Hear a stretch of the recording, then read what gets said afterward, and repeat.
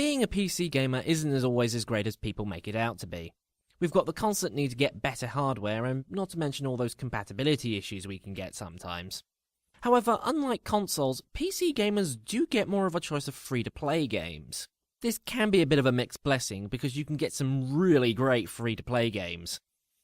Then you can get some complete and utter rubbish. Loadout thankfully falls in the former category. It is a stylized team-based shooter that... I'm sorry, I couldn't concentrate there for a second. All I could hear were people shouting, TF2 knockoff! If you would let me finish my sentence, what I would have said was, it's a stylized team-based shooter that has a strong focus on weapon customization. And when I say customization, I don't just mean painting your gun pink and putting pony stickers on it, no.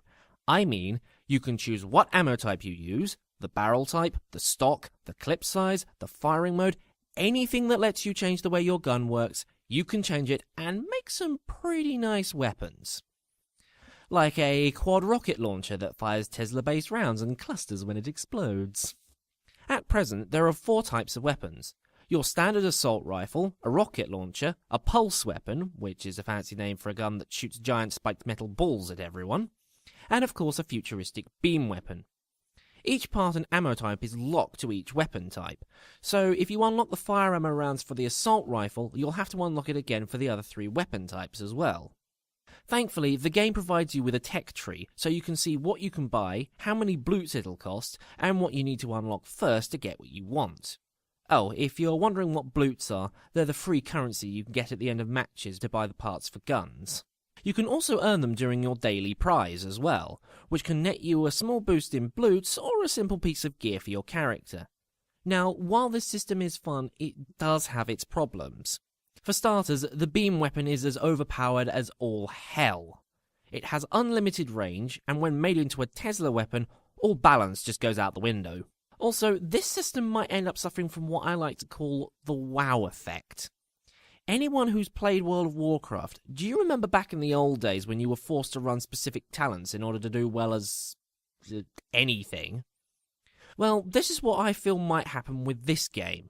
Someone will eventually discover the best produced weapon combos, everyone will copy that, and anybody who doesn't take these 2 weapons based on these designs decreed as being the best from on high, you'll get laughed out of the room. It would be a shame if this happened, because this system encourages you to build weapons based on your preferred playstyle, rather than just giving you shitty starter weapons and making you perform subpar until you lock better guns at a higher rank. While we're on the subject, let's take a look at the weapon systems from other free-to-play shooters. Team Fortress 2 is the obvious one that springs to mind when people hear the phrase stylized first-person team-based shooter. The weapon system in this follows your standard primary, secondary, and melee format. What makes all the weapons different in this game from others is that, unlike most games where there is a clear difference between what's better and what isn't, all these weapons are side grades to their original counterparts. For instance, the Brass Beast is better in a defensive situation due to the slow spin-up time and the slower movement speed of the Heavy, while the stock version is better to attacking due to the advantages it has over the other gun. The only trouble with this system is that in order to get the playstyle that you want, you either have to unlock the weapons through achievements, buy them, or just hope that they randomly find one. The latter method can be very annoying at times. Do you know how long I had to wait to get a quick fix? Bloody ages! Also, the weapon drop system likes to troll you as well. I quite often trade for an item that I want, only to get the exact same one drop about an hour later. Another game I'd like to mention is Battlefield Heroes. Oh, you've not heard of this one? It's a simplified version of the Battlefield games with a cartoony feel to it. Except that it's a third-person team-based shooter. Completely different. This system gives you some basic weaponry to start, but all these tend to be mid-range weapons with an average firing speed. The other weapon types are either a quick-firing short-range weapon, or a slow-firing long-ranged one. The gunner class also gets a rocket launcher, and the soldier class gets a single hand grenade. Yeah, there isn't much in the way of choice here, but again, you can choose which weapons you want to use to better match your playstyle. Well, you would if the unlock system wasn't stacked in EA's favour. The other weapons can either be rented for a few days using the free currency, or you pay real money to keep them permanently. This is pretty much forcing you to buy these weapons, as you need to use the free currency not only to keep your weapons, but to buy things like bandages and vehicle repair kits, which are only limited use. So you've got to weigh up constantly between staying alive, which is important in a ticket-based style of game like the Battlefield series, or keeping your weapons and not sucking. Loadout, on the other hand, basically says, guns, bullets, bombs, you want it? It's yours, my friend, as long as you have enough rupees. Bloots. The store only sells character customization, XP and bloot boosters, and extra weapon and loadout save slots, so there isn't any power buying here. Well, I've talked enough about the weapons, let's talk about the game modes. There are currently 4 game modes in Loadout: Blitz, Extraction, Death Snatch, and Capture the Hammer. Each of these have a very different take on pre-existing game types from other shooters. Blitz is a capture point game, but only one point gets active at any given time, so both teams are always fighting in the same area, which keeps the pace up. Death Snatch is your standard team deathmatch, but instead of getting a point when you kill someone, you have to collect the small vial they drop in order to get the points.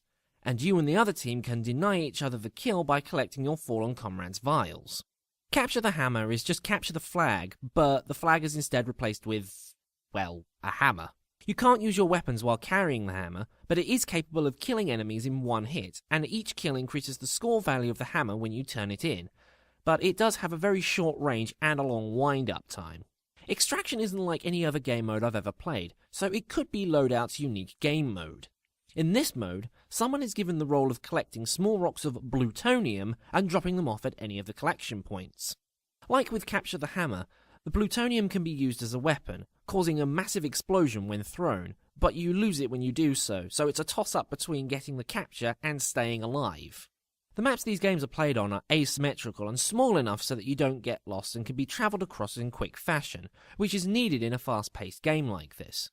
Also, 3 out of the 4 game modes can be played in versus co-op against bot players, if you, say, need to practice or just want to fight against non-human players. Despite all the praise I've been giving this game, it does have its problems, mostly with 2 of the game modes. In Blitz, the next contested point can quite often spawn right next to where the opposing team are, meaning that they get a free capture before you even get there.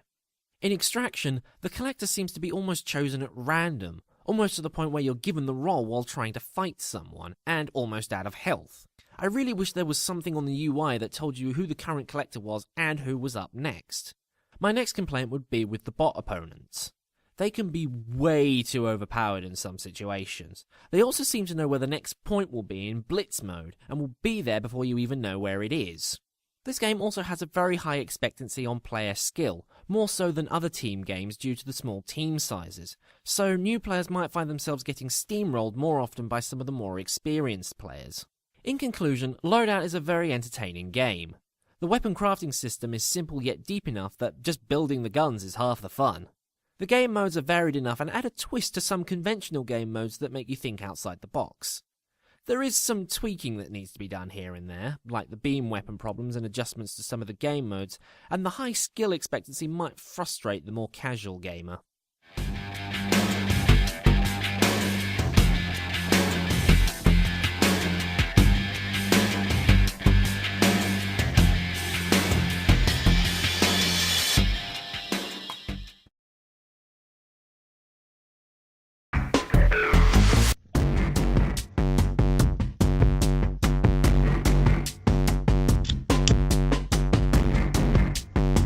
Sorry, Link. I can't give credit. Come back when you're a little, richer.